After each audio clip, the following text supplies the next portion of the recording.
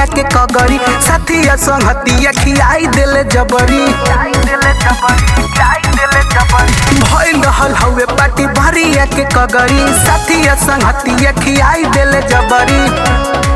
कहनी हम मौगी भूखल बिया हो जाई नाराज घर में घुसब तो बड़ी मार मारब तोहके आज काहे खाके अइलो बाहर से लहसुन पियाज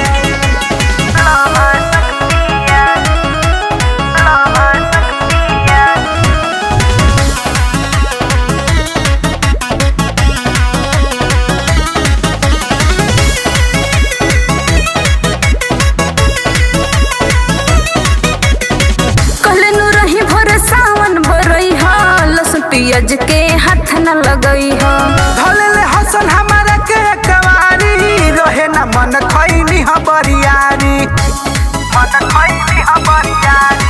कहले नु रही भोर सावन बरई हो लस पियाज के हाथ न लगई हो धले हसन हमारा के कवारी रहे न मन खैनी हबरियारी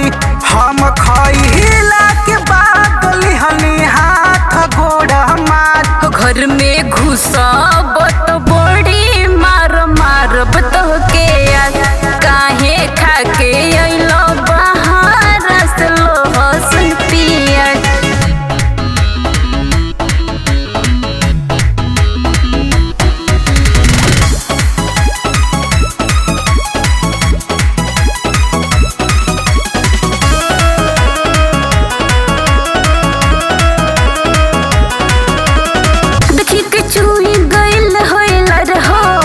के जत बड़ी होले बेकार हो आज के बाद भर सावन बराई कहीं मिली तो कुछ हम नहीं खाई